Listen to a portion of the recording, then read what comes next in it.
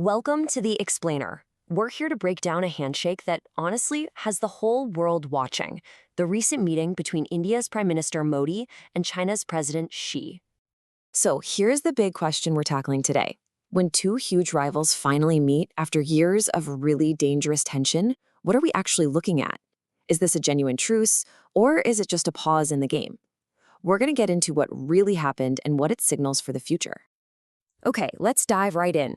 To really get a handle on why this handshake is such a big deal, you first have to understand the incredibly tense history that led up to this moment.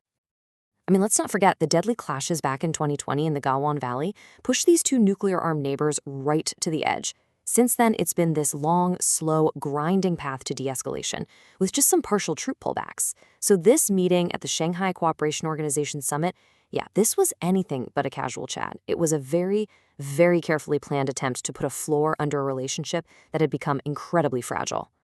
And that, of course, brings us to the number one issue, the most critical thing on the table, that massive, disputed border, what's known as the line of actual control. So on the surface, the official statement sounds pretty good, right? Maintain peace and stability. But you have to read between the lines. The reality is way more complicated. This is all about practical crisis management. It is not a real political solution. Think of it as them agreeing to turn down the heat, but the fundamental disagreement over who owns what, that remains completely untouched. This phrase really says it all. It's kind of like putting a lid on a pot that's about to boil over. You've stopped the immediate danger of a mess, but, the stove is still on. The border situation has been stabilized, which is good. It reduces the risk of another clash, but nobody is walking away thinking the core problem has just vanished. It's a pragmatic step, for sure, but it's not a permanent fix.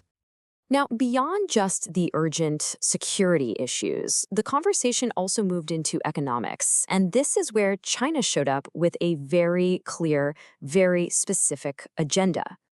President Xi really used this summit as a platform to push for a whole new financial setup in Asia. He's talking about beefing up the SCO's role, creating a brand new development bank, even working together on super advanced stuff like AI. And the quiet part out loud?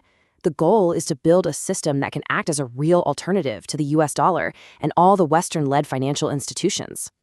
So you're probably wondering, why was India's response so careful? Well, it all comes down to this absolutely central concept in Indian foreign policy, strategic autonomy. See, India wants to have the freedom to make its own calls, to pursue its own path, without being boxed in or dependent on any single power. And that means China or the United States. So India will cooperate when it makes sense for them, but it's going to push back hard against anything that could limit its options down the line.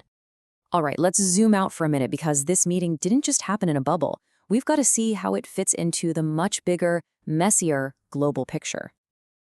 All the recent friction in global trade, especially those heavy tariffs coming from the US, has had this massive ripple effect. It's basically pushed a lot of countries, particularly in the global south, to start looking around for other options, for new partners to secure their economies.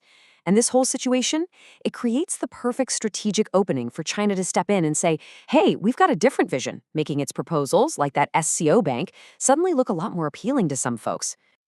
And the visuals, the pictures from this summit were just so powerful. Seeing the leaders of India, China, and Russia all sitting together, well, that's an image that Beijing absolutely loves to promote. For them, it's proof of a multipolar world, one where the West isn't the only one calling the shots. But for India, this is a masterclass in what's called diplomatic hedging. By talking to everyone, East and West, India keeps all of its options wide open, giving itself maximum room to maneuver. So what does this all tell us about India's playbook here? How exactly is it trying to navigate this incredibly complex world? If you boil it all down, India's playbook is super pragmatic, super cautious. It's all about realism over romance. They're looking for small, concrete wins, things like getting flights restored or access for pilgrims, not some grand, sweeping bargain. The strategy is simple. Reduce the immediate risks, like another border flare-up, while carefully balancing all its major relationships, and, this is key, fiercely protecting its own sovereignty and that strategic autonomy we talked about. And that brings us right back around to where we started. This high-stakes handshake, it absolutely succeeded in calming a very dangerous situation, at least for now.